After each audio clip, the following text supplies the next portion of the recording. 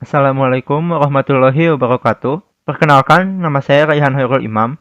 Di sini saya akan menjelaskan hasil dari Jurnal 3 mata kuliah Implementasi Struktur Data. Berikut adalah soal dari Jurnal 3 nomor 1.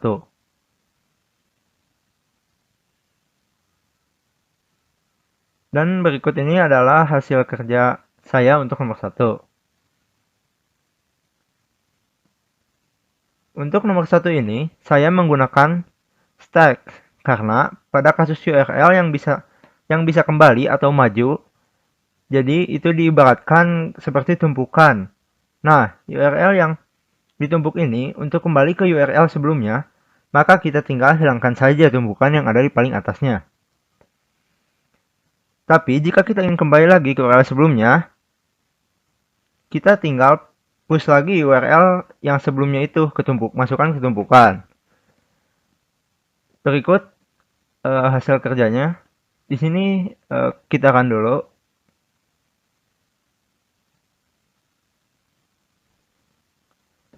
Oke, ini dia hasilnya. Sama seperti di soal, untuk contoh inputan seperti ini, menambah 3 URL, setelah itu dikembalikan ke website sebelumnya, dan kembali lagi ke website sebelumnya. Ini untuk inputannya. Di sini saya memasukkan 3 data URL, yaitu YouTube, Facebook, dan juga Google. Nah, untuk hasilnya seperti ini. Jadi, URL yang pertama kali dibuka itu adalah YouTube, setelah itu Facebook, dan yang ketiga atau URL saat ini itu adalah Google.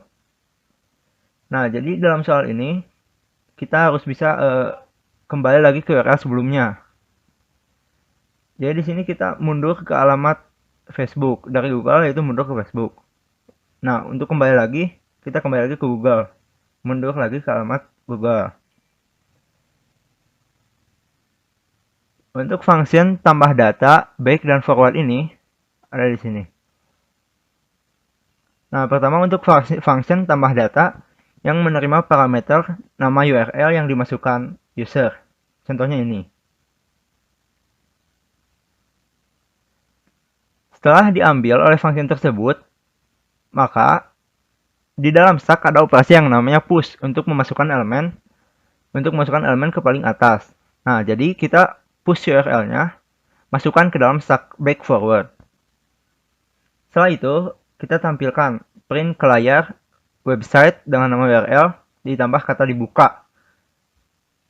Seperti ini contohnya. Nah, seperti ini website www.youtube.com dibuka. Setelah itu, untuk function back. Berikut adalah function back. Di sini saya menggunakan tipe data string untuk mengambil URL sebelumnya. Nah, pada variabel URL sebelumnya ini diisi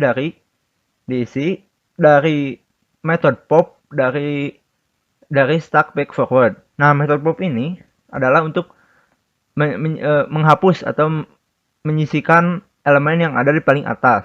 Jadi, karena di sini kasusnya untuk kembali, maka yang paling atas tersebut, yang Google ini, kita harus sisihkan. Dan maka yang paling atas sekarang adalah Facebook. Di sini juga ada metode pick. Nah, metode pick ini kita bisa pakai untuk melihat URL yang paling atas, melihat tumpukan stack yang paling atas. Nah, itu menggunakan metode pick. Setelah itu untuk function forward. Ini dia fungsinya, metodenya. Nah, jadi di metode forward ini kan kita harus yang sudah asalnya kembali lagi ke URL sebelumnya. Nah, maka itu saya menggunakan metode push dari URL sebelumnya yang tadi kita masukkan di metode back. Nah, sekarang kita masukkan lagi ke dalam tumpukan. Setelah itu tinggal ditampilkan saja menggunakan metode pick. Karena pick itu kan mengambil yang paling atas, sedangkan push itu juga memasukkan ke paling atas. Jadi URL sebelumnya itu dimasukkan dulu ke tumpukan paling atas, setelah itu ditampilkan. Berikut hasilnya.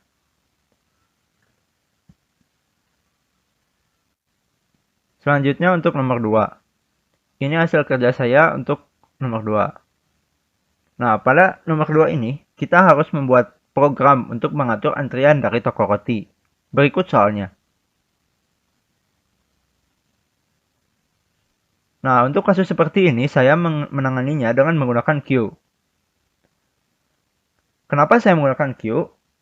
Karena konsep queue ini hampir sama dengan antrian, yaitu konsep first in, first out, di mana yang pertama masuk, maka dia yang pertama keluar.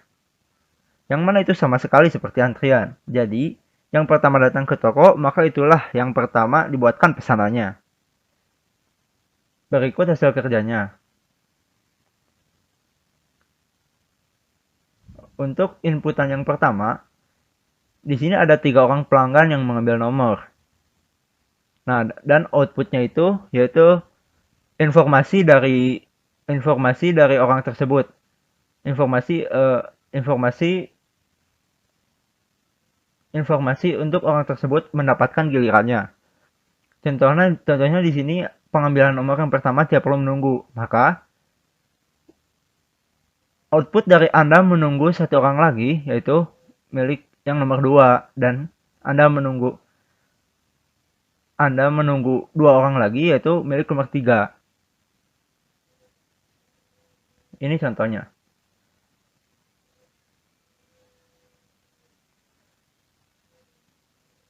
Kita kan. Oke. Jadi ini untuk contoh input yang pertama. Nah, jadi di sini saya memanggil fungsi yang namanya ambil nomor yang berada di proses antrian. Nah, berikut ambil nomor. Sebelum itu saya menggunakan queue yang mengambil generik dari kelas roti, di mana isinya itu adalah properti dan konstruktor untuk memasukkan data rotinya. Ini adalah setter dan getternya. Nah, untuk fungsi ambil nomor, di sini kita mendapatkan parameter seperti yang ada di konstruktor, yaitu nomor panggilan, nama roti, jenis roti, dan juga jumlah belinya.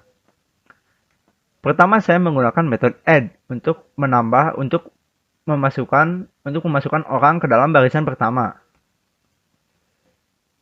Berikut codingannya. Nah, karena yang harus di-outputkan itu adalah seperti ini, dan yang satu tidak ikut di-outputkan, maka saya membuat kondisi jika metode size ini untuk melihat ada berapa data yang ada di queue roti. Nah, jika queue-nya tidak sama dengan 1, maka kita tampilkan ini. Nah, di sini juga harus ada yang difilter karena jika size-nya sama dengan 1, maka kan dia tidak mengantri, dia langsung mendapatkan pesanannya. Maka di sini saya tuliskan tidak sama dengan 1. Pertama kita bikin variabel integer untuk menyimpan data panjang antriannya yang diisi dengan roti.size. Setelah itu menampilkan pesan Anda perlu menunggu. Nah, di sini panjang antrian dikurangi 1 karena yang paling pertama itu udah pasti dia gak masuk antrian, jadi makanya panjang antriannya dikurangi 1. Ini tambah lagi, jadi kalimatnya contohnya Anda perlu menunggu 2 lagi, nah gitu. Ini contohnya. Untuk input selanjutnya saya komentari dulu.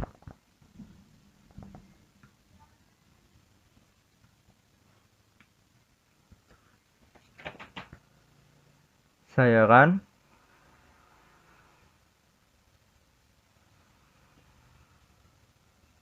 Nah, berikut outputnya. Sama seperti ini.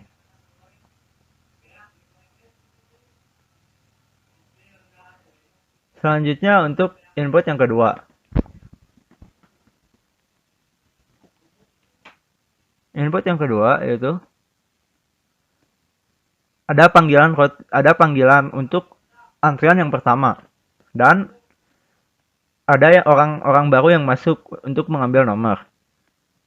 Outputnya seperti ini.